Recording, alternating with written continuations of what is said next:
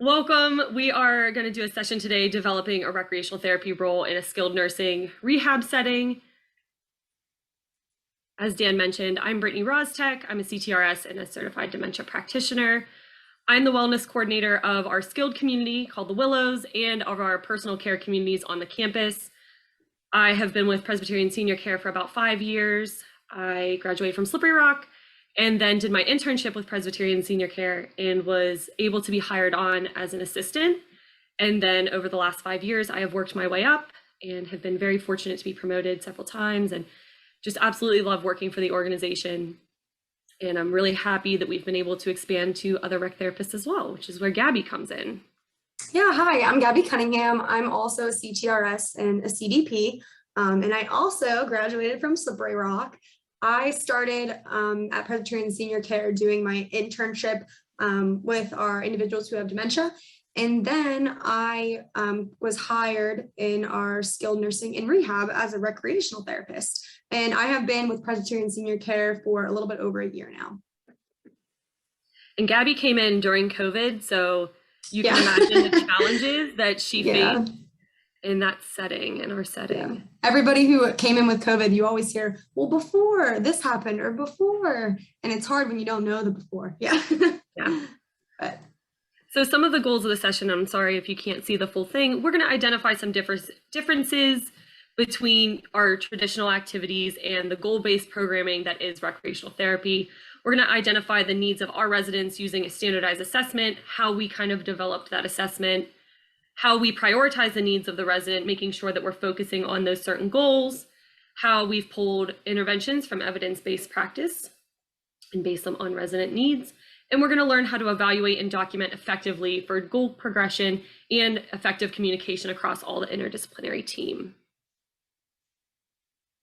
So a little bit about our network and our skilled nursing community, just so you have a picture in your head. We're a 200-bed skilled nursing community. We have about 50 beds per neighborhood, which is our word for a floor. Each floor is called a neighborhood. Oak Villa is our short-term rehab neighborhood. Hickory Haven and Cedar Heights are both long-term neighborhoods. And then our Woodside Gardens, our fourth floor, is a dementia-specific neighborhood. We have long-term residents mostly, but on occasions where we need a rehab resident to have a safe place to stay while they're rehabbing, they will sometimes be on Woodside Gardens. All right, so I was specifically hired for a rehab neighborhood. And we call that Oak Villa. That's our first floor. So I'm going to talk a little bit about rehab and skilled nursing, since that's where it takes place on Oak Villa. So all of our adults are usually 65 and older. And that is our general age. We sometimes I've had people who are in their late 40s to, I think we had somebody who's 104. So it does vary, but that's 65 is particularly, and up is particularly where we're at. So it's acute rehab. So our length of stay is about 1 week to 3 weeks. That is the average. We have had people stay for longer or for less, but that's our average length of stay. And then what's their end goal? So typically for rehab, their end goal is to get to their prior level of function. However, or go home or wherever they were living prior.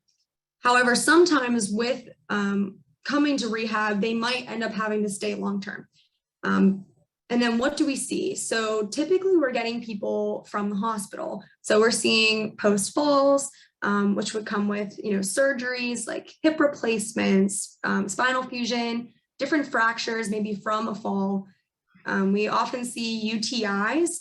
And as you know, if you work with older adults, UTIs can have come with delirium and confusion as well. And we see sepsis and different other infections like that. We also have to put in consideration and see their comorbidities. So like I said before, maybe some delirium from going under the anesthesia and being at the hospital, to people who really do have dementia, diabetes, obesity. We're seeing different respiratory diseases, obviously. And now with COVID, we're seeing a lot more COVID recovery. Residents come in our short-term rehab, and that's basically strength related. And with that, we are seeing a lot of distress and emotional needs due to isolation and loneliness, as we all know, due to the pandemic.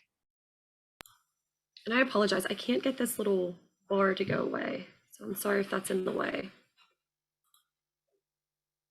So we wanted to briefly talk about our interdisciplinary team. We understand that this is probably common across most skilled nursing communities and facilities, but we do have a recreation team made up of myself, Gabby, and then 3 other lifestyle engagement assistants. They are mostly on our long-term neighborhoods. Gabby, like she said, is on the Oak Villa Rehab neighborhood, and then I'm the other rec therapist that's responsible for the rest of the building and also management of the team. We work with Rehab, PT, OT, and speech. We work with the nursing department, their managers, 1 per each neighborhood, the nurses, the CNAs, housekeeping, dietary, admissions department very closely, social work, again, very closely, and then also lean, our lean team, which maybe other communities don't have, but that is our process improvement team. They're specific to the Willows and Presbyterian Senior Care Network. They look at how we can improve our processes to remove waste from our days. It has been a very interesting process to learn and way of thinking to learn. So if you ever get the opportunity to learn about lean, it's originally, I think, a Toyota process improvement method. There's lots of books on it, and we really encourage that because we've just learned so much. And I think we even would like to bring in a session eventually for our conferences in the future. Mm-hmm. Just to touch on the interdisciplinary team as well. Obviously, these are the different disciplines. However, I really like this picture on the slide because you may say like, oh, housekeeping or, a specific discipline, like what do they really, they bring a lot to the table, but really this picture is kind of like all the puzzle pieces and the puzzle piece as a whole is the individual, and we each have our own part to play. And, you might say, how does housekeeping or dietary or things like that kind of fit in? And we actually we include every discipline in our huddles or our small meetings. We had a resident who was having falls and things like that, and housekeeping was actually able to show us a specific way we could maneuver the bed in a way that we didn't know because we didn't know the equipment. And they're a huge part of the team for, different interventions or things like that. So it's really important to recognize everybody's part and their role and how they can fit into the process. You may be wondering why are you talking about the interdisciplinary team? We all have one, but we wanted to bring this up to show just how many departments on, a visual representation of who all we had to get on our side to start overcoming the process and some of the barriers to starting a recreational therapy program. And we're going to get into that in the next couple slides. So really, we're going to be doing a few discussion topics throughout our presentation. We feel like it breaks up some of, the PowerPoint and makes it a little bit better for participation. Of us talking the whole time. Yeah, nobody wants to hear us talk the whole time. So what do you want to know from you? What does your interdisciplinary team look like? Is it very similar? Is it very different? So I'm going to stop sharing my screen so we can all see each other. Please feel free to let us know. And you can unmute or you can put it in the chat. But kind of what does your interdisciplinary team look like? Similar minus the lean team. Mm-hmm. Anyone else? Everyone's kind of similar. It's really just for you to think of who is involved in your team there too. Sorry, this is Lori. I just wanted to let you know, we do not, for some reason, invite the others like the housekeeping, dietary is usually there, social work, a nurse's aide, myself, and of course the RNAC. But for some reason, yeah, I think it's a good idea to have all those, admissions, but sometimes that's done by social work as well. And I'm sorry, what is the lean? I'm sorry, I'm trying to eat and listen at the same time and write notes. So what is the lean? Lean is our process improvement team. Lean is that's a method of process improvement. It's kind of a coined term. Mm-hmm. So if you would Google that, that would definitely come up as like, they're trained in that specific method. And sorry, a mailman just came up. I got distracted, sorry. That's all right. they are able to eliminate waste. So they come in and they look at how we're doing processes, and we all get together and we talk about, oh, this could be done differently, or can we make this a little bit more streamlined so it's easier for everyone to use. And the thing that we like is it puts the frontline team member, as we've come to call them in COVID days. And those are the people that are doing the work have the most say. And I think a lot of times in organizations, it's the managers and the executives and the people in charge who are making the decision. It kind of flips that, that it has helped recreation tremendously, because a lot of people don't know what rec therapists do. So it's putting us in charge of what we're, like, the program we're doing. Instead of someone saying, oh, this is what we want to see, they're coming to us saying, what can you do at the table? How would you do it? And we love that. So they... Yeah, sorry, Brent. No, yeah, because everybody knows if you're not out on the floor, if you're upper management coming in and seeing things and then trying to push what you think down on, other people below you or things like that, a part of your team, it's very frustrating. So Lean allows them to they're out on the floor, like observing call bells and what people are doing. So they're more working with you to develop a solution. Thank you. And like to touch back on what we were saying about, some people said, oh, housekeeping isn't involved in our meetings, things like that. We're not necessarily saying we're going to pull them into an hour-and-a-half meeting going over everything about the resident. How things called huddles, where they're brief, like 10, 15 minutes, because we're skilled nursing and it's so fast. And we do have them come to that for 15 minutes. And it's because the residents are skilled nursing, it's kind of like, have you noticed any changes? Is this person falling? And then we can help brainstorm right there. So we're not making them sit on hour-long meetings and things like that, but they're involved with things like that. Perfect. And it seems like across the board, everyone has very similar interdisciplinary teams. I did see in the chat, Heather, you were talking about the education. So you have a few more people in your team, which is really cool. I like to see that. Just the more people involved, we feel you just get more information, you get more ideas. So I'm going to go back to sharing my screen. Okay. So moving on, so for the last 5 years, when I came out of college and I started in on our recreation team, I noticed very quickly, as I'm sure many of you also have, that it wasn't exactly what I learned in school. Expectation was very different. It was kind of frustrating because I thought I spent all of this time and all of this money learning these skills, sitting for an exam and all of these things, and I'm expected to be the fun activity person. And there is nothing wrong with that. And we understand that there is such a need for engagement.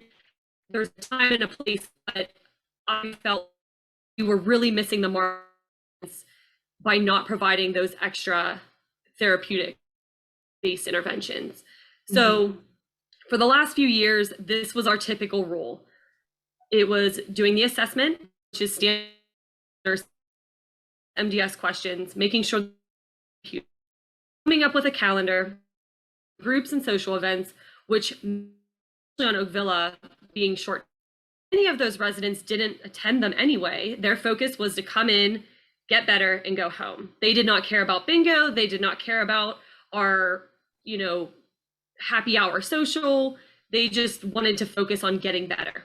And that has a lot to do with insurance. They don't want to pay to be here to not get what they're supposed to be here for. So it's a little different than, long term. And then we were also expected to provide independent leisure materials. So on a very typical basis, we were receiving phone calls and emails saying, so-and-so needs books, magazines, so-and-so needs coloring pages. Again, absolutely nothing to provide those leisure materials, but it also was not the best. And we, again, knew that there was so much more we could be providing for these residents. So when Gabby started, I had this awesome opportunity to have somebody very like-minded on my team with a very awesome skill set. I'll talk very highly of Gabby. She's awesome. And Gabby was fresh out of school as well. So I had been in the realm for about 5 years at this point, and I had kind of accepted my fate. I had been working hard to make changes and just wasn't getting the momentum behind it and was really struggling. And Gabby came in and she's fresh out of college. She has that same mentality, and we're like, this is perfect. Let's identify some problems. Let's make this happen. And in addition to that, we have seen that we're hiring rec therapists. We have that backing from our organization. They love having CTRSs, but our CTRSs weren't staying because we weren't doing that rec therapy. They were coming in under the impression, oh, I'm going to be doing what I was trained to do. And then they're just passing out books and magazines all day. That's not satisfying for anyone. So we were losing rec therapists very quickly as well. So I talked to my boss, I talked to Gabby, and we thought, how can we make this true rec therapy so we are doing what we were hired to do, what our title calls us to do? And these are some of the areas of improvement we came up with. First off, our assessment, we had a poor assessment. It was not identifying areas of need. It wasn't standardized, and it was very subjective versus objective data. If I went in to do an assessment with a person and Gabby did the same assessment with that person, based on our approach, based on other external factors, we could be getting completely different results. And consistency is key across everything with rec therapy. So that was a big problem. We also lacked a caseload and organization. Any other therapeutic, PT, OT, any therapeutic discipline has a caseload. They have priorities, they have organization, they know who they're seeing and when. And we didn't have any of that. And it was leading to us running around all day, every day, exhausting ourselves just because we had no direction. We also had a lack of goal-based interventions and programs, and that was leading to high readmissions, high falls, poor pain management, poor management of dementia, delirium, and distress reactions. Now, that was not just on the recreation department, obviously, but we saw that was an area we could assist with. And then also poor documentation. At the time when we started this, we were just required to put an admission note in. And if they stayed longer than so many months, we had to do a quarterly and things like that. But we were not updating on any of the things that we were seeing. And we're the ones spending a mass amount of time with these residents. We're noticing the significant changes. We're noticing the progress. We're noticing mood and support from the families. We're dealing with all of that, but nobody knows that because we're not documenting. So we decided to go, we put this all together. And as I kind of mentioned, we had support, luckily, from our administration. My assistant administrator is a CTRS. Some of our executives are CTRSs who have just worked their way up. So they know the benefit of having us in the building and they know what we can do. So there are plenty of opportunities for CTRSs to get hired across the network, which was the first big step, is getting that support and getting people hired. But now we had to develop this new role of recreational therapy and what we wanted to see in our skilled nursing rehab. So I know it says the new role. This is how we are taught to do RT, but like Brittany said before, when you are out in the real world, it's not always the case. So we took it back and we said, let's go to the root of, what RT is and what we are called to do. So recreational therapy is a systematic process that utilizes recreation and other activity-based interventions to address the assessed needs of an individual with illness and/or disabling conditions. RT addresses all the domains of a person through leisure programs. It uses a holistic approach to restore, remediate, and rehabilitate a person's level of function and independence in life activities. It is a process to promote health and wellness for psychological and physical health. So right there in the definition, it says a systematic process to address specific needs. And that is the part that we often lack, when we get out into the community or get out into our field, and that is what we're supposed to do. So we said, let's take it back to what we learned. So we brought out the API process, and I don't know if everyone's familiar with the API process, but originally we'll go through this further in our presentation. But you're going to start with the assessment, and that's what we had to fix. So we started with the assessment. And then from there, we are planning, what we're going to do. Then we develop the intervention, we implement it, and then we are going to evaluate.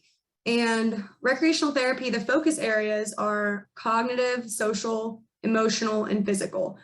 So you'll see within our assessment, those are what we will be assessing. So here's another discussion topic we'll just go over very quickly. So does your facility or your community have a recreational therapy program? Is it the old way we were kind of discussing, or is it more that new style that Gabby just went over? And have you seen similar problems with your rec therapy program? So I'm going to stop sharing for a second. Okay. Yes, old way. And yes, you're seeing similar problems. Thank you, Rachel. Would anybody else like to join in or have something to say with that?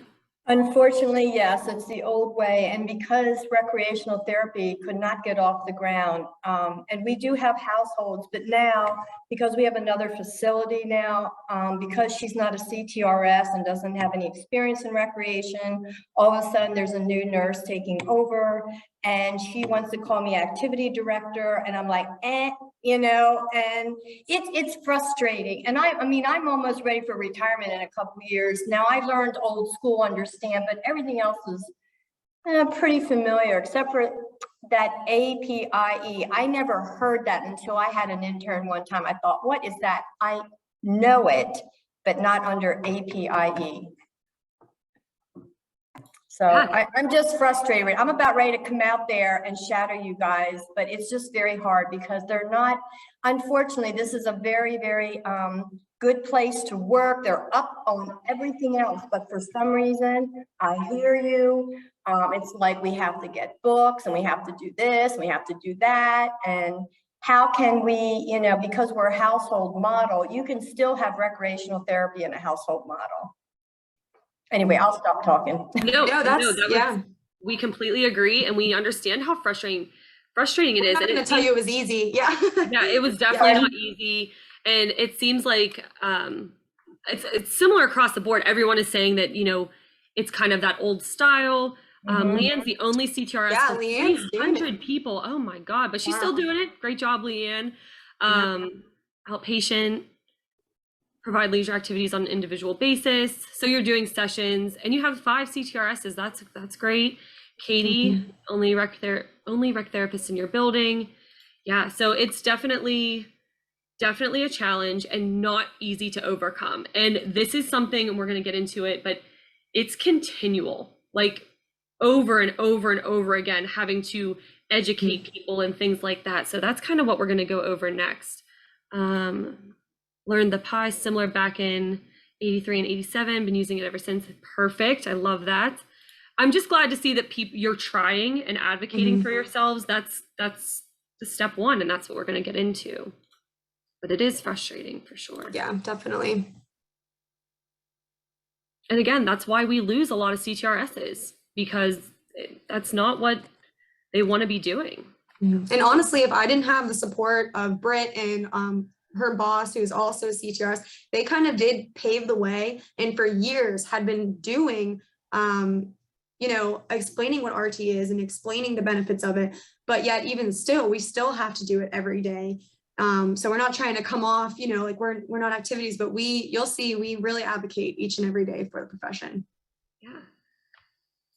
So that is kind of our step one, advocating for yourself in the profession and building those relationships with your team members in the building. This has kind of been a topic of discussion across the other sessions we had.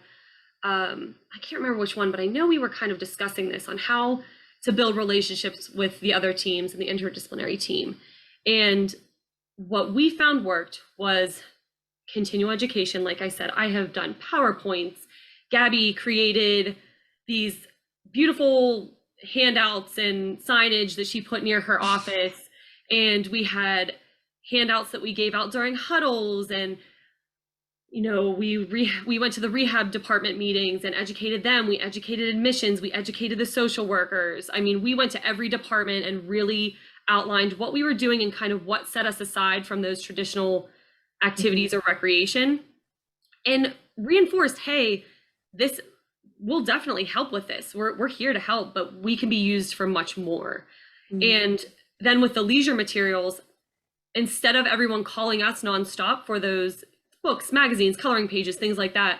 Gabby and I made them accessible and made it a staple with the managers that this is everyone's responsibility. Just like we're assisting with care on most days, we're helping with meals and things like that, you can be helping by getting a book for someone. And we made everything very easy to find. Gabby labeled everything. We make sure that it's stocked continually. And we've had a lot of success with that. Gabby actually had a story that she wanted to share about the therapists really taking this on. Mm-hmm. So obviously, I'm here to help. I'm a team player. I'll jump in, but I was getting 10, 15 emails a day, saying so-and-so would like this type of book, or, a magazine or crossword, like Britt said, which I'm totally happy to do, but it is everybody's responsibility. And you'll see, like, I had a caseload as well. So what I did was I labeled everything in our living room that we have and had arrows like books or sensory materials for individuals who had dementia or things like that. And when I would get those emails, I would nicely say, I'm happy that they want this. It's open to you and it's in the living room. You can grab whatever you need. So I said it in a way that, didn't come off rude or anything like that. And it was really neat because a lot of the therapists said, oh, I actually didn't know, like they thought we had a process of who took what book or things like that. So it was more of an educational thing. And soon after, the therapist started walking, PT started walking their residents to the bookshelf, and then they were able to pick a book. So then right there, that's solving the problem. And also they're doing like activities of daily living, or, creating that independence where they want a book and, their therapist can help them with that. So it was really neat to see that it was just a matter of, educating. And then additionally, we worked to become part of that team on the neighborhood. Instead of being this separate department of lifestyle engagement, Gabby embraced being an Oak Villa team member. She was no longer lifestyle engagement. Obviously, she came to all of our department meetings and things like that, but that was important for her to be integrated into that team, having those relationships. We did team building like yoga. We did some other, fun team building experiences with everyone so we'd all get to know each other. We would help, like I said, with meals, with care. I help you, you help me sort of thing. And just leading by example. It was very slow in the beginning, but Gabby would just do a session and someone would walk by and say, oh, that's a really great session. Like, wow, look at how they're participating. And Gabby would take that moment to say, yes, this is rec therapy. This is what the goals we're working on. This is what we're doing. And the aide or the nurse would say, oh, okay, yeah. And I mean, that took over and over and over again, having to educate. And how nursing homes and communities are right now. We have a ton of staff turnover. We are short staffed to begin with, so we have a lot of agency coming in and things like that. So, I mean, even though this process is up and running and we're doing it well, we're still doing that education and those little reminders every day. Yeah, and we could, hand out, papers or do this and that. We can talk the talk, but until they see it and see the changes as, what's being worked on, you kind of got to walk the walk too. So I was just going to say quickly, Britt, before you switch, that I did have a nurse who came up to me who had seen me work with people before and said, Gab, I have this resident. He is refusing to eat or take any of his medications. He's very depressed. Can you help? I know you can help. Like, what can you do? So I worked with him. Turns out he was in a band for how many years, really had this love for music. And one-on-one, we'd do music trivia, or I'd show him how to look up YouTube videos of old bands he liked. And eventually he was participating in therapy. And, I developed that relationship and that rapport with him that he started, doing what he needed to go home. And I'm not saying that was just on me, but after I told other therapists and things like that of his interests, they were able to interact with him. And then all in all, he was able to participate and do what he needed to do to get out of rehab. So we have had a lot of success so far. So this is our old assessment. It's a front and back page, and you can see it is very generic. I'm sure you guys have something similar in your communities, just getting a little bit of personal demographics about the person, the general status. These are the MDS questions that we're required to ask, and then asking their interests. So there is nothing on here that's really helping us set goals. Maybe the short-term memory, the long-term memory, maybe the mobility thing. The interests obviously can give us some look into the person and help us be more person-centered, but we wanted to be more comprehensive, and we wanted to have use some more evidence-based assessments and more standardized assessments, because any one of us could do this and it wouldn't be consistent, because it's all based on opinion, not based on facts. So this is the assessment we've created instead, and it looks like a lot, and we're going to go through it very briefly, but if you have any further questions, we'd be glad to go over it more. So now you can see there, it's color coded. We have it broken down to cognitive, physical, emotional, and engagement and social. There are numerical, there's numbers associated, so there's some numerical data that can help us score the individual instead of just saying, oh, I think they need help with physical. This gives them a score and a color showing their need, and kind of helps us prioritize. It still has the MDS questions. It still has the interests so that we can pull those in to be person-centered, but this also allows us to be very standard. So if Gabby goes in and does the assessment and I go in and do the assessment, it is going to be pretty much the same. And some of these things, like the MOCA and the Johns Hopkins Fall Assessment, are not even done by us. Those are done by social work and nursing upon admission. And we weren't using those before. We weren't even looking at those scores. And those are great scores to use to judge someone's cognition and also judge, their physical abilities. If they're a high risk of falls, they're obviously not very strong. They're not walking very well. Their balance isn't great. So it's giving us all of these insights that we never looked at before. So all a person has to do when they do this assessment is fill out this information and then just go through and circle. And then you have your score and you add that all up down here. So the cognitive score is just these pieces, the physical is just these ones, emotional. This is part of the geriatric depression scale, obviously modified. And then the engagement piece also connects with our MDS question. So one of our questions is, how important is it for you to do things with groups of people?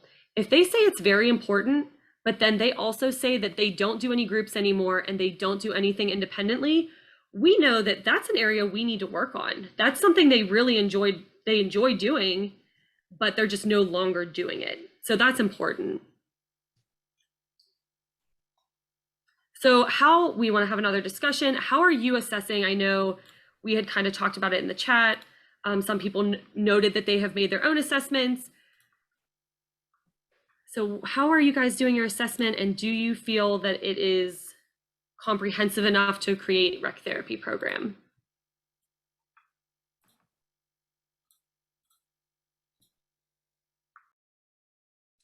They might need a second to type too. I know I'm a slow typer. Yeah.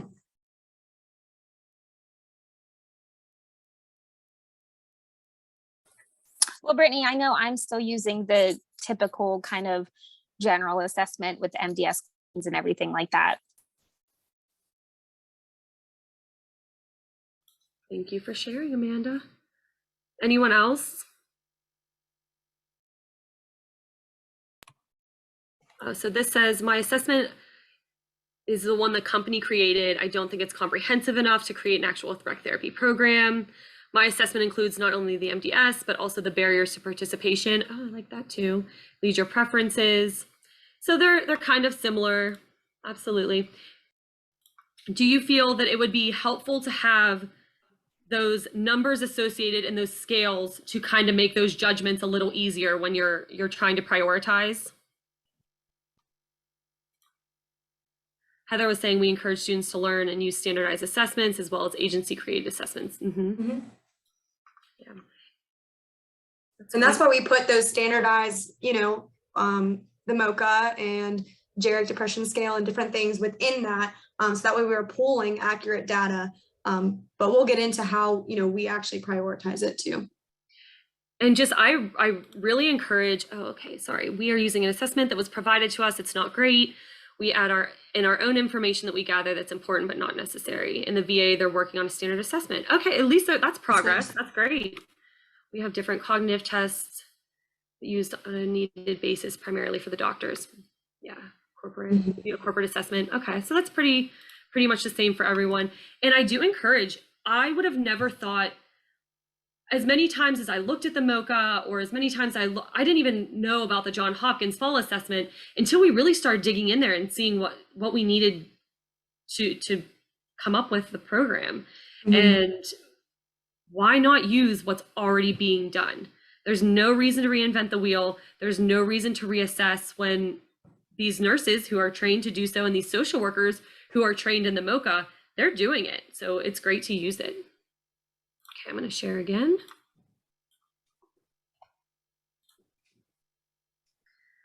So next, we've done the assessment, and we've gotten the scores. And what we do next is identifying the status, which is the color. So you notice there was red, yellow, and green. And we created a caseload. And all that caseload is doing is helping us organize how often and how long we are seeing these residents per session. Because essentially, Gabby is working on a 50-to-1 ratio. And I know you are all dealing with very high ratios as well. I think Leanne was saying 300-to-1. Like that is so hard. So you have to be able to prioritize who you're seeing, who needs seen the most, who is going to benefit the most from your sessions. Then we go on to plan which domain is the domain that we want to focus on. Being a holistic type therapist, sometimes it gets very difficult to pick what you want to work on and what is the most needed. So a lot of times we were running into, it's skilled nursing. Some of these older adults have several areas that they need to be worked on. And here we are trying to work on all these different areas, not thinking that we should be focusing on one, because you have to focus on the one that needs the most attention and be consistently working on that. So that was something we kind of, have come up with the planning. And then also focusing on the area of need within the domain. So physical, for example, is broken down into strength, endurance, flexibility, balance. And maybe a person is coming in and they're very weak and they need to be able to walk to go home, and PT is working with them, but we know that if we work on their lower body strength, that's going to help them walk better. And yes, endurance and balance also play a part in walking, but you have to be able to stand up and be strong standing before you can even work on walking for an extended distance and working on that endurance. So kind of prioritizing those areas of need as well. And we're going to go into that a little bit. And I just wanted to add, I know Britt was talking about physical and, things like that. We are making sure that we stay inside our scope of practice. So a lot of, the physical domains and things like that, we are working with PT to make sure that, those are their goals with PT and what we can contribute to help them improve those goals. So I just wanted to make that clear too. And all of our areas of need have been developed from what we're seeing with our residents in skilled nursing on the rehab neighborhood. We didn't just come up with this list on our own. These are actual things that we have noticed need work. So here's kind of the caseload breakdown based on those colors that you saw in the assessment. So Gabby, if you want to go ahead. So as you saw probably on the assessment, I know we don't have it right up in front of us, but everything is categorized from red, yellow to green. So typically when somebody scores in the red, they could be somebody who cognitively, maybe they have dementia. They're a ×1, they're a alert and oriented ×1. Maybe they have delirium or significant distress emotionally. So it's any of those areas that they score in red. So these people, we're actively trying to work on goals with them. But as you know, if somebody has dementia or delirium, their attention span, isn't 20, 30 minutes, so we're trying to maximize the time we're trying to use with them. Same with, physical, somebody might not have the endurance to do a 20-minute program. Therefore, for red, we categorize them for 10 to 15 minutes. And then 3 to 4 times per week. So because we're seeing them from a shorter amount of time, the frequency increases. So if it's working with somebody who, has dementia, we're working on maintaining cognition, we might do 4 sessions with them throughout the week that are, you know, there are similar programs set up so that you're slowly seeing maybe some progression or just maintaining with dementia, obviously. You might not see as much progression. So we're actively working on those goals. And then if they score, you know, in the yellow area, there are people who might be able to participate for longer periods of time. You know, they're a little bit stronger, or they're alert and oriented, you know, ×2, working towards improving their cognition or problem solving. And we actually work on therapy homework, which is when physical therapy or occupational therapy gives them, you know, things to do on their own in their rooms. So we actually will help them work on those things and use it as part of our program with them if it's, say it's physical. So people in yellow, we typically see them, you know, 20 to 30 minutes per week, twice per week. So even we're increasing the time spent with them, but you know, the frequency is a little bit shorter. And then if they score in our green, these are people who may need independent leisure materials. I had one resident who she loved to read. She was doing pretty good. I didn't see a need for her in any of the other areas, except she had broken her wrist and couldn't flip the pages of the book or hold the book up. So we got her audiobooks, and she was able to click a play button and then listen there. So this could just be an adaptation for somebody to do, you know, their interests or things that they enjoy. So with people in the green, I usually see them a couple times a week, 1 or 2 times per week for 10 minutes, maybe occasional check-ins, working on therapy homework here and there, or maybe they socially just want to be invited to groups or things like that. So that's kind of the breakdown.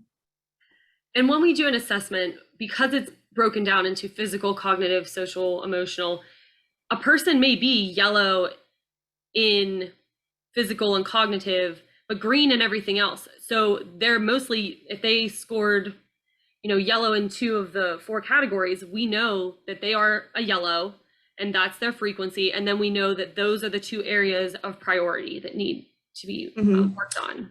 Because before Britt made the assessment, I was kind of just meeting with the individual once for an assessment and trying to place them in one of these categories. And as we know, that's not standardized. And as Britt was saying before, she could come in and see somebody in tears and very emotional from like a post-surgery and say, oh, they're red, you know, and we need to work with them every day. But then I go see them 2 days later, and I say, no, they were fine with me. So really the assessment really breaks it down and standardize what we're doing and how we're working with our residents.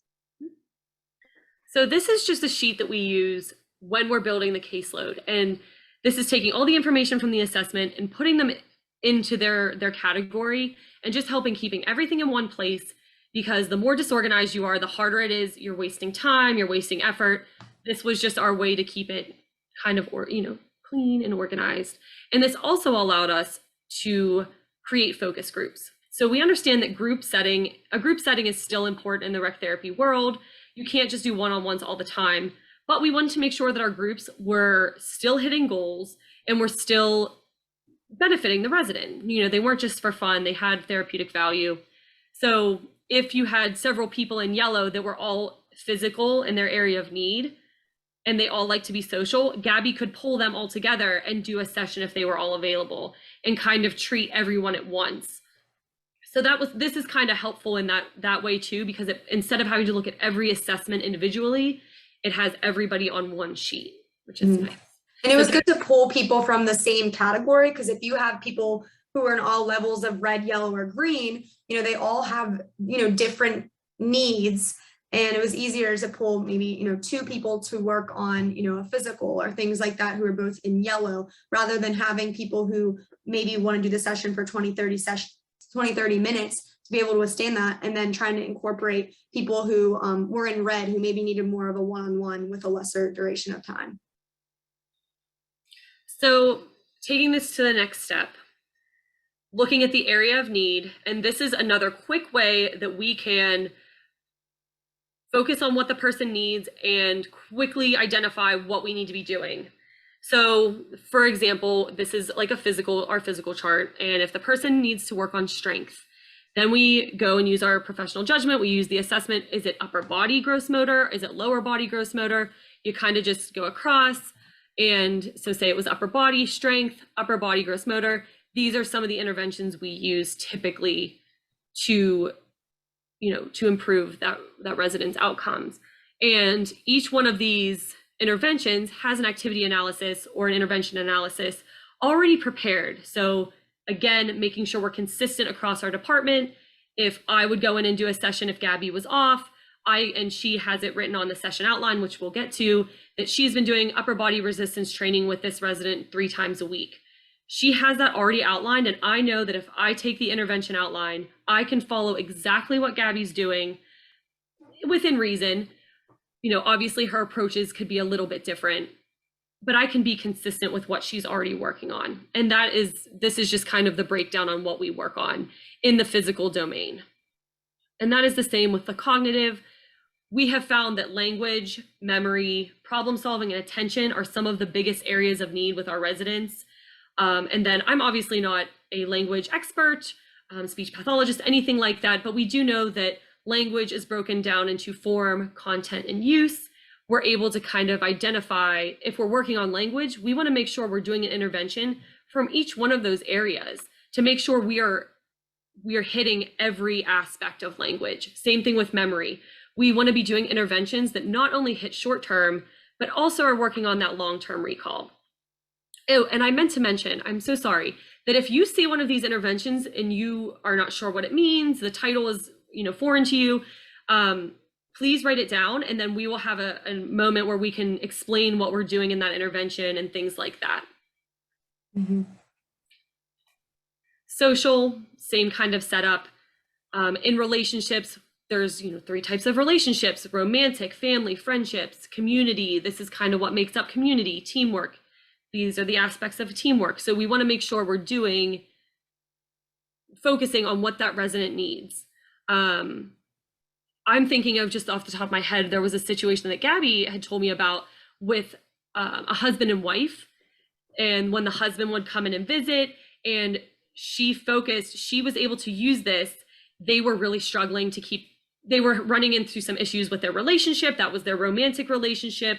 He wasn't sure how to interact with her anymore, with her dementia diagnosis, things like that. And she was able to use the intervention of reminiscing and really build up their relationship romantically and really bring them together again. So that was amazing. I'm gonna cry. Yeah. I know, that was such a good one. Yeah, because it's really important to, educate the family and include them too on, what you're doing. But yeah, she did have dementia, and when he would come in, it was difficult, but he was able to give me different places that they had traveled to.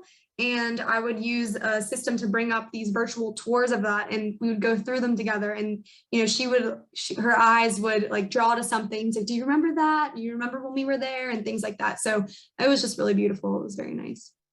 And social and emotional are not always our biggest focus on a short-term neighborhood in a rehab setting, but we still think it's important to focus on them. And it will be very apparent if someone needs work in these areas. And we really have had a lot of success.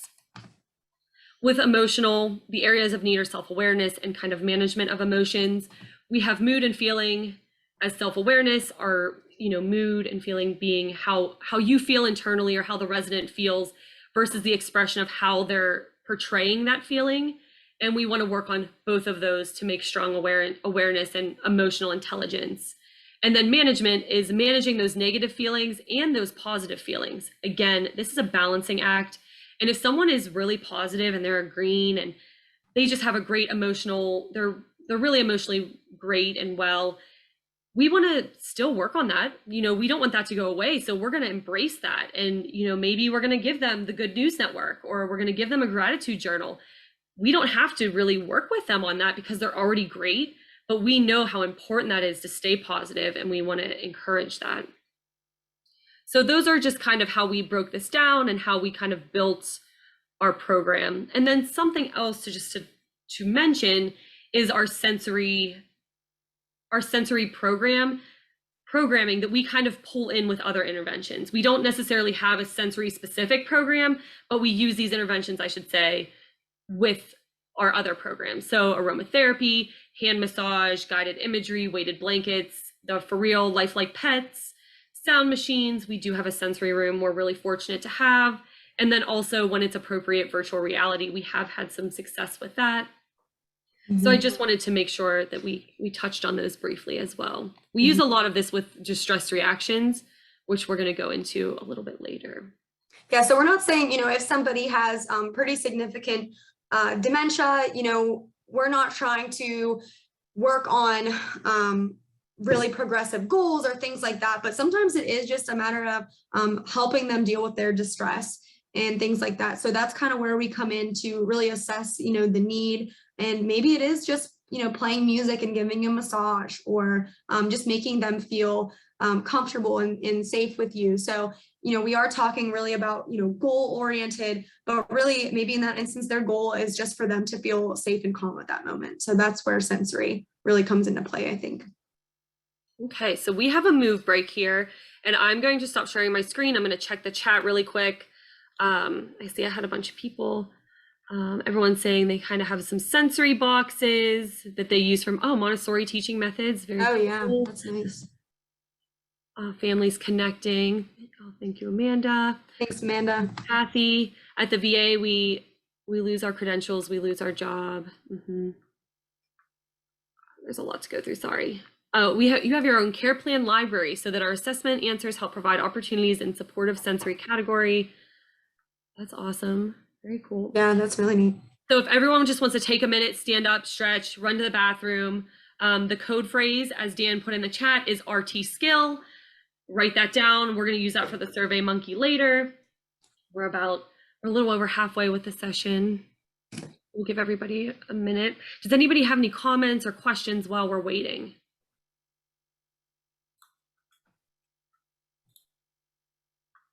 Good. Hello, I have a question.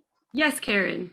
I was wondering, how do you hit the community angle during COVID? At the very end of the presentation, we're going to kind of touch base on that a little bit. So we'll go over that definitely.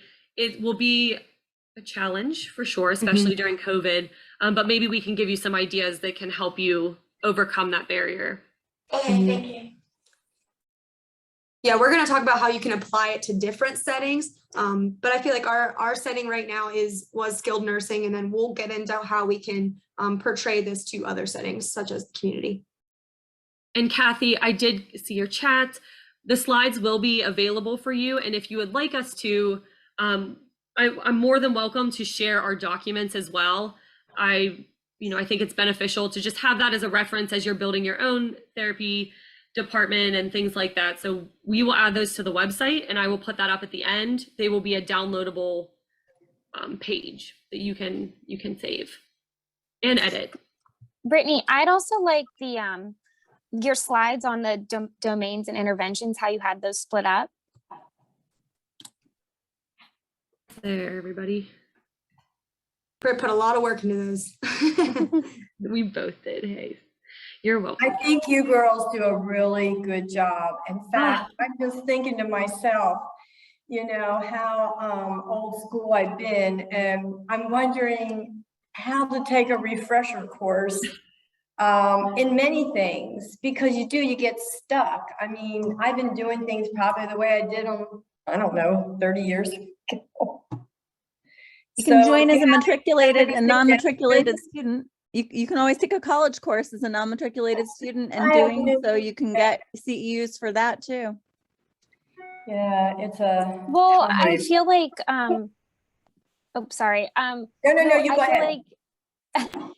Well, off of what you were saying, in our positions, it's easy to get stuck in an old way of doing things, because that's the way most of long-term care is, if that's where you're working. So you really have to be motivated to start a new process of doing things. And that's hard for anybody to do, especially if you're right out of college, or especially if you've been doing it a certain way for a long time. Yeah, like I said, I was only out for 5 years, and I had already gotten kind of sucked into the typical way of doing it in skilled nursing. And it wasn't until Gabby came along and kind of was like, hey, this isn't right. And I was like, you know what? I You're did not right. do that. You're right, Gabby. We need to No. do this. We can do this better. And the residents need, like our patients, our residents needed us to be better. Their outcomes and their success, we knew that we could benefit that. And it just really took a lot. And you have to be comfortable with being uncomfortable. And it's tough. It's really tough. Fritz, you're at that stage. I'm still not at that stage. It's hard. I mean, if you start a new job and you're getting trained of saying, this is how you do this, like, how are you supposed to say, no, I shouldn't be doing my job this way? Like, they're your new employer. So it was really good that Britt had, developed and established herself at Presbyterian Senior Care for us to be able to take that jump to do this. And for anyone who is a manager at this point, it's a good reminder too, if you do have new rec therapists coming in, or you have people that have some different experiences coming in as new hires, maybe take that opportunity to say, how would you be doing this? Is there something you want to change? And give them the opportunity to fight for that. Again, not always easy. We were fortunate to have the backing of our upper management, but I mean, it's worth a shot. I mean, the worst they can say is no. And then you're like, okay. And then usually I do it Then anyway. you leave. No, I'm just kidding. I'm just kidding. So there's two different things you could do. Gabby's way to just leave, or my way that I just do it anyway. The baggage claim. Oh, okay. Yes, Leanne. The baggage claim thing is an app it's a game that I learned from an app that I use. And I do it on the whiteboard, but you list a number of airports or places. So like Bangladesh, Australia, however many that you want to list, and you have everyone memorize them as best they can. And then you flip that board over. I have one of those whiteboards that kind of flips. And then you have them do other tasks. So I have them count backwards from 5. I have them give me the 6th letter in the alphabet. I try to take their focus on remembering those things. And then before I flip it back over, I say, okay, tell me what are the things that you remember? And it's really hard. And those are for a high functioning individuals. Yeah. I struggle with that one. And you can adapt it. You can start with, just 2 places or 2 airports. And it's recall. It's all about that recall. And it is really tough. I struggle with it on the app, but that's kind of what that's about. Any other questions on some of the interventions we saw that you might have seen? I wish I lived closer. I think I would come out. Hey, anytime. As long as we're not shut down for COVID, you're very welcome to come out. Oh, that's true. I keep forgetting about that. I know we can't even go between communities right now, which is challenging because we have a lot of new rec therapists who have just started in our network that we wanted to get to right away to say, hey, don't start doing it the old way. Like, it's a perfect opportunity. And we just didn't catch them quick enough. And we're going to have to kind of go back and re-educate and start from scratch. But that's just COVID. All right. I was just going to comment. Oh, sorry, Brittany. No, you're fine. I think it's great that Gabby was hired specifically for the rehab, because I know part of the problem sometimes is that a rec therapist is hired to do general programming in a large area, and you don't always have the time or are, expected to do a different thing. So I think that's really great because we could do so much in rehab. Yeah, that's a really good point. That was very fortunate that we were able to fight for that. And that took me working down in that position before Gabby came on. And I went to my boss and said, listen, this is a 50-to-1 ratio, and the acuity of these residents or these patients is super high. They need 2 of us. They need more people down here working with them. And they were seeing the benefits that were coming out of rec therapy. So they were able to kind of fight for that a little more. But yeah, I completely agree. So back to our session here. We also had to come up with some documentation. Remember, we're coming from scratch. We have nothing we're working with, and we know we need some session outlines, and we need to make sure it's lean. So we worked with our lean team to make sure that this was an easy process, there wasn't waste, and that it was all in one place to make things easy. Since both of us were kind of working on it, and we're all over the place with our schedules and things. So this is the session outline for a resident who is in the yellow caseload. and for if they have the physical need. So we have one of these made for each domain, and for reds and yellows. Greens, green people they don't have a session outline because they're not necessarily working on goals. Those are just those people we're checking in on. So all Gabby has to do is write the resident name. She's going to circle if it's, the focus group or a one-on-one setting, what's going to work best for this resident. Physical, and then she's going to pick the area of need. So say this person needs to work on their flexibility. She circles flexibility. She is going to pick whether that's upper body or lower body range of motion for their goal. She's going to come up with some objectives for that. That's, on the other part of this documentation, and we'll show that later. But she just had a folder and could pull these out, fill them out really quick, and there it is. And on top of that, so here's the red one, like a red caseload and you can see their goals are a little bit different. As Gabby had mentioned, someone in the red caseload, they may have dementia or they may be very, very weak, and we can't focus on increasing right away. We just need to maintain where they're at and slowly build up. So that's why we kind of have a different goal. So does everybody have time? I'm not going to go back out real quick, but what does planning look like for your department? Are you given the opportunity to plan? Are you able to do that quickly? Have you, kind of come up with a system that works really well for you? Does anybody want to share?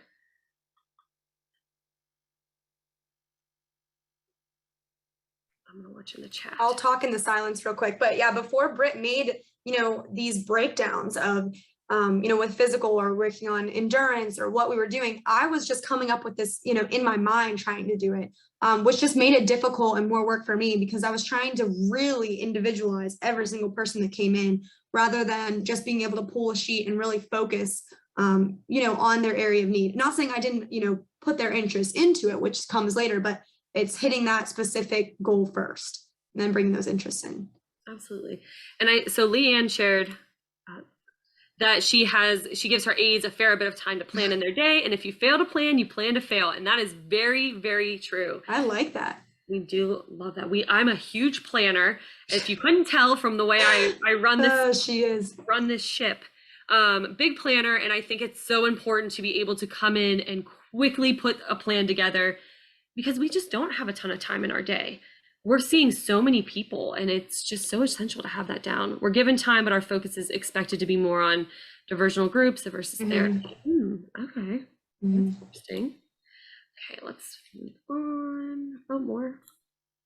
I keep a daily journal, write things down first thing and last thing takes 5 minutes. I like that too. If you are not organized and you don't plan your day very well, I really encourage to take some look within and see where your weaknesses are with planning and organization and really work on those as a professional. I have just found that it has made such a difference in the way I'm getting my work done and what I'm able to do throughout my day. I know others have seen that as well. So implementation, at this point, we've planned, we've assessed, we've planned. It is time to start working with the residents. We have a game plan going into it. We know what they need to work on. We have their goals, their objectives, all of that stuff is all put on their session and we're jumping in. So like we said before with the red and yellows, when we're doing these programs, whether it's, endurance for red or yellow, we're still adapting that program for their level of function, whether that's attention span or strength or things like that.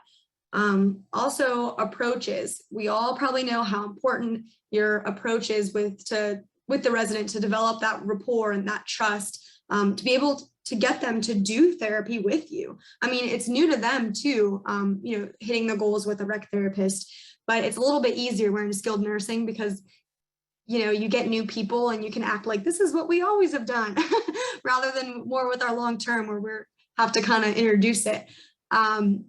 But yeah, and then approach can differ, based on the individual. Like I've noticed sometimes I can, be fun and really lighthearted and, calm with somebody. And then in other instances, I can think of some of my tougher men who are pretty proud sometimes. Women can be tough and proud too, which is good. But, maybe they need a little bit more of a stern, that playful banter, like, come on, like, I know you can do this with me. Like, so just know your resident and know the approach that best works for them as well. And then, obviously developing those programs for them with the approach and adapting that level of function.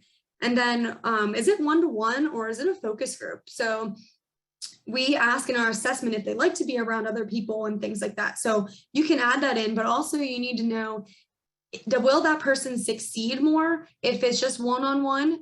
Maybe that's their attention span, like someone with dementia. And if there's other excess stimuli going on around them and things like that, are they going to be able to meet those goals or work towards those goals? Or is it, we've been in a pandemic for so long and all they want to do is see somebody who's in a similar situation as them and learn with them and work on goals with somebody else? Because all they see is, for a long time, was just us. So it's nice to know that you're not alone in it. And what else? Yeah, so will a person just benefit with other people? Maybe they don't particularly say, nobody really wants to say all the time, oh, I'm going to go out and meet 10 new people.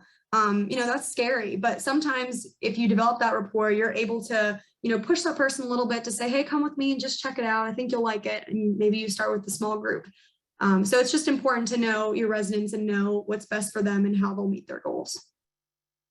I was laughing because the way you were saying, is it one-on-one or a focus group? And I almost answered you. I was like, wait a minute, like, is she really asking? What is it? So just going through the programs, we had mentioned that we had these activity or these intervention analysis for each one of our programs that we're doing. So I picked one from physical, cognitive, social, emotional, just to show you how we kind of lay this out. And this is also a great way to educate other team members. So my other lifestyle engagement team members, they're not CTRSs, but because this was developed by Gabby and I, we know that it has that therapeutic value and it is designed by a CTRS, but it helps them facilitate in case we need those extra hands, or there's somebody on a long-term neighborhood who could benefit from this intervention. They could use this and they know exactly how to do it, and it kind of gives them the directions. This one is working on range of motion and flexibility. It has kind of a goal, a very generic goal, shows you how many participants you can have, the materials you needed. This one is, we have colored spots that we put on the tables and we make kind of a game out of it. You can hold them up and have them reaching. It's mostly for gross motor upper body, but you could also do it with feet, and lower body or lower extremities.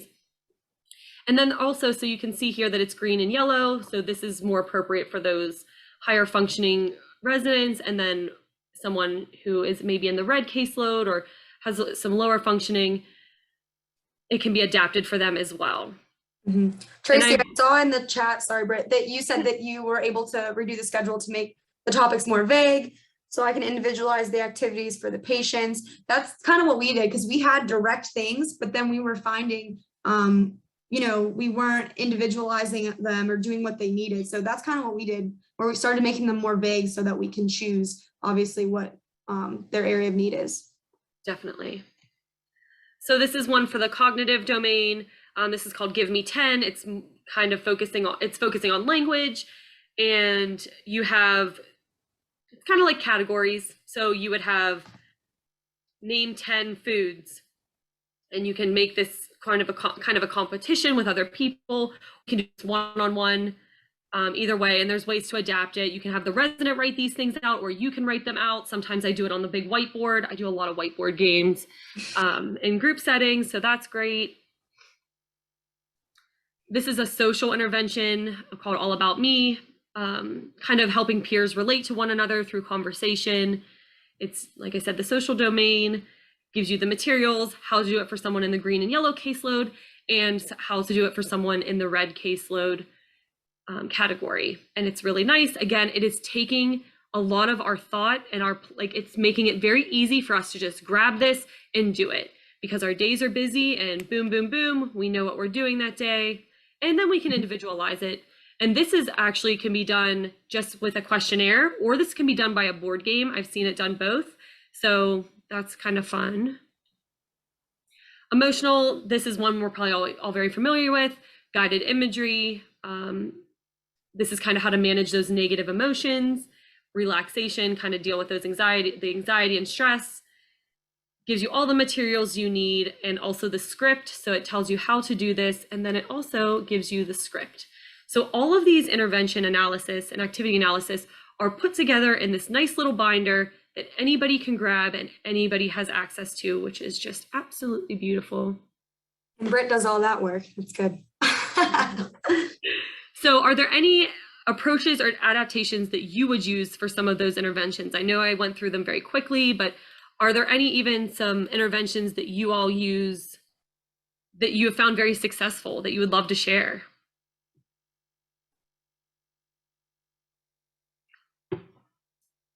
Sorry, I try not to have the chat up.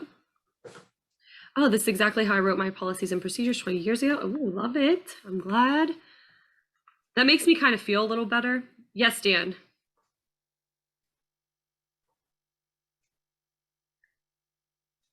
Hi, I'm unmuting. I'm sorry, I'm blacked out, but my internet is weak here at home, so I don't want to lose the recording, so that's why I'm doing that. But for both of you, I was wondering, you have all these neat things, activity guides, the magazines are all in one place, things like that. How do you keep them there? Oh man. Yeah, well, I just went through the whole closet and organized everything. And Britt was like, what are you doing one day? And we labeled everything. And usually some of those specific things, we have a team of how much, 6 people or something like that. Mm-hmm. So we Britt has like a vague schedule that they go by. So she knows who is using what. So if we go to do the next intervention and we don't have that there, we know who is responsible and who has it. And also Gabby came up with this beautiful system. You kind of copied from Rehab, but it's fine. Yeah, it's fine. They have these cards that go on the door, and maybe you see they're laminated cards, and they go on the door saying, the OT is going to be with you tomorrow at 9:30. And Gabby also did those to let people know when she was coming to see them, which kind of put us in the same realm as PT and OT, which was awesome. But then she made these cards and the system for any independent leisure materials that we gave out that we needed back. So it said, in case someone discharged, anyone going in the room knew to grab those things. It said like the following items do not go home for discharge, and I would list them. And then I ran an education for, the aides and the nurses and things like that. Because short term, I could be off one day and they're gone. They're gone, yeah. So I had lost radios and almost lost an iPad and things like that. So it was really tough because how useful these things would be, but they were going missing. So I did an education, and then I made a bin, and they're supposed to put all the stuff in the bin when this person discharges. And so far it was working. Yeah, thank you. Definitely. Yeah. And we make sure we budget for it too. We know that supplies are going to go missing, and we know supplies are going to go home with people. And, that's great, because that means that they may use it at home. So we just have that written in our budget that we're going to have so much money to replace items every month. So that's also important. So just going through the chat real quick. Yeah, this is all very good stuff. Yeah, whiteboard games are so fun. Yeah, these are really good. Sorry, I'm not going to read all of them, so I encourage you to look through the chat. But I like this in a brochure, the All About Me. That's cool too. I like that. Yeah. All right, we better keep going. We got a lot to go. Yeah. You're right. Sorry. Thanks for your feedback. I love the participation though. Thank you all for discussing with us. That makes it really fun. So this is the bottom of that session outline. And this is for the yellow physical one that I showed you earlier, where the top said yellow and you could just circle. But what I wanted to point out was you see there's 2 columns.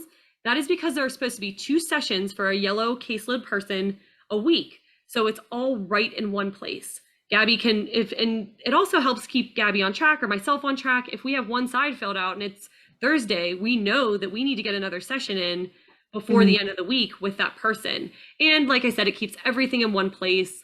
We write about the goals here and the progress we're making, but we also have this section on secondary goals, because as rec therapists, we know that when we're doing interventions with people, we're not just hitting one goal typically, we're hitting some other goals as well. They're getting some social interaction if it's in a group, it's improving their mood by being physical, things like that. So we just make some notes there in addition. Sorry, I'm going to jump through this quick. And then this is the red one for the red caseload. And you can see there's 4 columns because they're supposed to be seen 3 to 4 times a week. So the last step was developing documentation and making sure that it was standard across our team and everyone knew what was to be included in an admission note and a progress note, and getting used to putting those progress notes in, because it was essential for communication. In care plans, our social workers could pull this up and relay to the family, hey, look at what your resident is doing with the rec therapist, look at all the goals they're doing, things like that. So Gabby, if you want to go ahead and touch on this. Yep. So because we are skilled nursing, we are given direct things that we are supposed to need for an admission note and for a progress note. So it's, the name of preference for the admission, like name preference. So if they're, their name is Gabrielle and they go by Gabby, what they feel comfortable with, their alert and oriented status, maybe their diagnosis or other necessary information like hard of hearing or something like that that's necessary for everybody to know. Their preferences and interests we add in there as well. So then below you can see I kind of have an example. And then at the bottom, you'll see of the example, it'll say RT will see resident 2 times per week for 20 minutes focusing on strength training, just because you want to make sure, you are documenting how much you are going to see them. So obviously this person was in our yellow caseload. And also, oh, sorry, Gabby. Also putting in there, again, this is good communication with the interdisciplinary team, putting in there that the rec therapist has already provided romance novels and independent leisure materials. So then that's saving the next person going in. They can check that and they know, oh, Gabby's already seen this person. She's already taken care of the books and things. I don't have to waste my time sending an email or giving her a call. So that's good too. Yep. And then moving on to the progress note. So here it's defined, like we are told that it has to be significant changes and improvements in areas of need or areas we're working on. So the example is resident was able to complete 5 out of 6 upper body resistance training exercises with RT given to the resident as therapy homework, which we talked about was from PT with occasional verbal prompting. And I put in here 1 exercise was not completed due to the resident stating there was pain with the exercise and therapy was made aware. So it's really important. This is utilized as a communication tool. And, if I just said they completed 5 out of 6 upper body resistance training, they had pain with that last one. And that's something you need to notify therapy or nursing about, just because you need to have that line of communication. And here it's nice to see that it was documented so that everybody can better care for the individual. Yeah. So the other part of documentation that Gabby and I do, and this is strictly for our use, is keeping track of progression. So when someone comes in, this is John Doe, he was admitted on the 6th of August. He came in when he was assessed, he was a red, was really struggling, really weak, just not having a good time. And then by day 12, after Gabby has worked with him 3 to 4 times because he is a red, he started to show progress. He moved up into yellow, more of the yellow caseload. He didn't need us as much. And then by day 20, he was back to green and then he discharged home.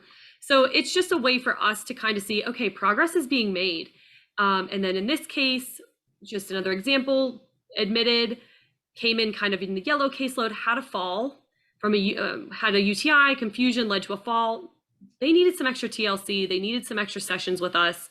And then we were finally able to get them kind of back to baseline before they discharged home. And we recommend doing something like this. It doesn't have to be exactly the same, but I'm able to take this and Gabby's able to take this to our boss and to our nursing manager and our executives and everyone above us and say, look what we're doing. Look at the progress that these residents are having just through our sessions alone. They're coming in a really bad place, and through therapy, through the nursing team, through recreational therapy, we're able to get them to a green and send them home. That's wonderful. The last piece of documentation is kind of an added bonus, but we have also found that rec therapists and our role is great with behavioral and distress reaction management. And one of the documents we use with that is a therapeutic intervention plan. And it is just a sheet that we fill out with the team to communicate across the board what works and what doesn't work when someone is having distress reactions. We only use it when it's needed. We usually get a referral or someone mentions it on 24-hour report, and we know to kind of start the process. It's usually with people who have dementia or have some psych issues that maybe are being addressed and that's leading to distress reactions. So we've included, sorry, I'm going really fast because I know we're running out of time. This is what it looks like. Sometimes we know what triggers people and we're able to write those on here. And then these are successful interventions to prevent and approaches to prevent a reaction from happening. And then this section here is successful interventions and approaches to use during a reaction, once somebody's already to that point, kind of how to keep them safe, bring them down. And anybody can complete one of these, but mostly it's us. And we post them in each nursing station so that regardless if they are our staff or if they're an agency team member, if they are, someone who's not familiar with that resident, maybe they're from a different neighborhood and this is a new assignment, they know. We also put this in as like a progress note as well, so that people can look in there. Yep. And this just helps us better manage those behaviors. Again, it's not perfect. Distress reactions are one of those really challenging areas of our job in skilled nursing. So that's kind of that. And then just to go over start to finish, really quickly wrap it all together, you have to start by advocating and establishing your role, build those relationships, fight for yourself, fight for your team, create a standardized and comprehensive assessment, sit down, look at what you need to create the program. Don't be afraid to tweak things. As long as you have what's absolutely necessary to remain, per regulations, you can add whatever you want, in my opinion. Creating a caseload and a prioritization list, a red, yellow, and green system of some sort. You can do them in different ways. That's just what we found worked for us. We're both kind of visual people, so that worked. Creating a program protocol for each domain, complete with goals and intervention analysis to make it consistent across your department. Creating session outlines and documentation guidelines so they're easy, accessible, and not taking up a ton of time. You want to implement and adapt the interventions, always making sure to stay person-centered as possible. Evaluate what's working. Is there progress being made by the resident? Is this overall effective in your sessions? Document and share. Always, always share. And then step 9, which we're going to touch base real quick, which is what Karen was kind of talking about, is never stop improving and looking for ways to expand. So we understand that not everybody is in a skilled nursing setting. So our next step in our setting is to expand on the discharge planning. We want to create programs, continuations of the programs to be done at home, educating the family members on how to do it, finding materials, sending people home with the stuff to continue doing the programs, and then also connecting people with leisure resources in their community. We have found that so many older adults, they don't realize that they can continue doing the things they love to do. Oh, I'm old, I don't walk well anymore, I can't do this anymore, when really that's not the case. They just aren't aware of the resources that are available. And that's where I think, Karen, your side comes into this. You could be that bridge to help, working with skilled nursing communities or working with rehab communities to connect people with the resources your Parks and Rec program provides. So that's kind of one of our goals moving forward. And then applying this to other settings. I know right now my team is working on taking some of these aspects and moving it into our long-term residents. And that is going to be based on a one-on-one setting based on need. A lot of our long-term residents are completely green. They come to groups, they're active in their independent leisure. And then we have some that are completely opposite. They don't participate in groups. They don't do anything independently. They need a little bit TLC to hit some goals. So how we can make that for the rest of our team and the rest of our building. And then we can also put this into some other settings as well. I think it's I guess I might be biased because we designed it, but I do feel that this could be adapted to many other settings. And that's why we're very willing to share this and encourage you to download the things that we've done and just change them and make them your own. I mean, Gabby, I don't want to speak for you, but I'm fine with that. It doesn't bother me. Yeah.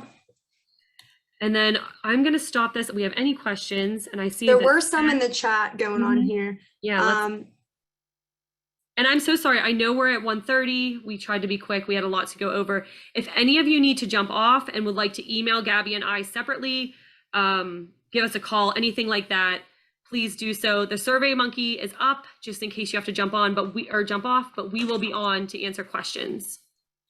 Is RT skilled? People are asking about the code. Yeah, RT skilled. Okay, perfect. I saw a question about, preferences, like she and her, them and they, things like that. That would definitely be something to incorporate, obviously in the ID note and things like that. We're trying to be holistic and very inclusive. So anything that is very important and has to do with what the individual, identifies as or wants or enjoys, to like somebody who has dementia who can't verbally say what they like to eat or things like that. We usually add that in there. Maybe their family told us or something like that. So it's anything that could pertain to them that is important to them. And we've even adjusted, and I'm sure you have all done this too, even some of the questions were kind of dated. Instead, one of the questions was, and we were trained to go in and say, oh, tell us about your spouse. Do you have a husband? Do you have a wife? Based on someone's gender.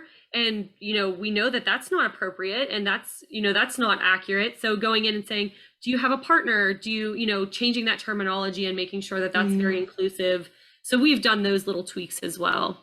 Leanne said, I think people get too wrapped up in providing more than's humanly possible, which leads to stress. And that is really what we definitely ran into that. And Gabby, it sounded like we went over a lot, but really we just broke it down. You do the assessment, you find out that somebody is red and physical, you take a sheet, fill it out, you're done, aside from the tip tools and things like that. And Gabby does not get reimbursed for her services. We are not a billable service at this time. We'd love for it to be, but we're just extra. We're stepping there. Yeah. Yeah, we're getting there. And we love to push, like when we have to go in and tell people and they're like, oh, we don't want to do, we're not interested in doing that. We say, hey, did you know this is getting more bang for your buck? This is extra therapy. This is extra, this is going to help you get home quicker. This is going to help hit your goals better.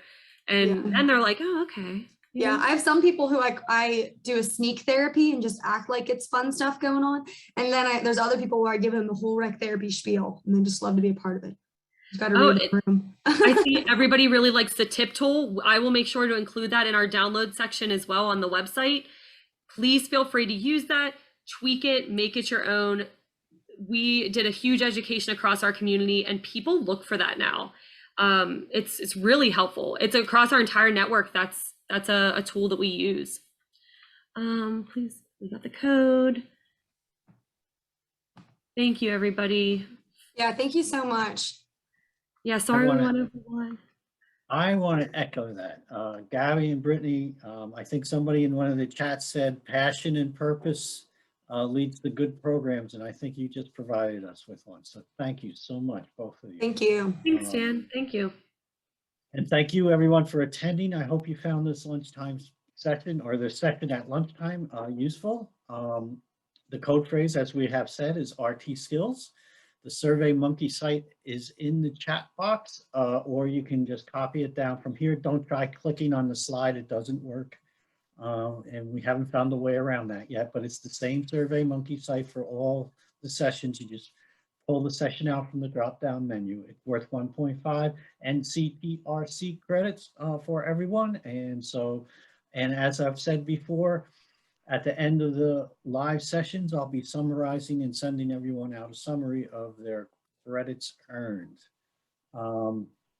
Otherwise, I think we are about done. If there's other questions for Gabby or Brett, you go ahead and put them in the chat box or speak up.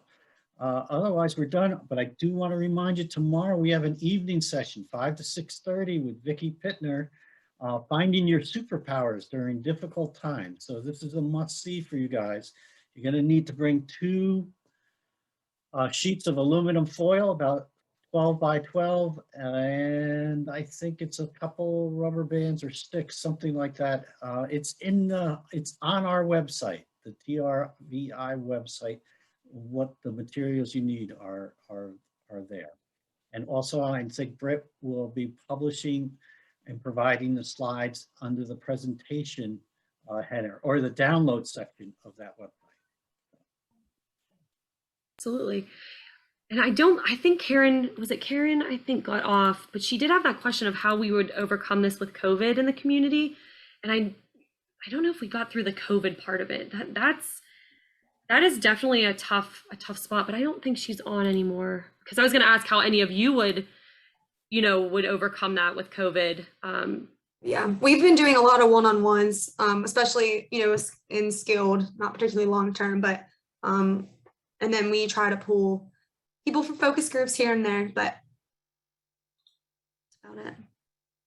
Kathy, I think you'll be okay for this skill or for the code.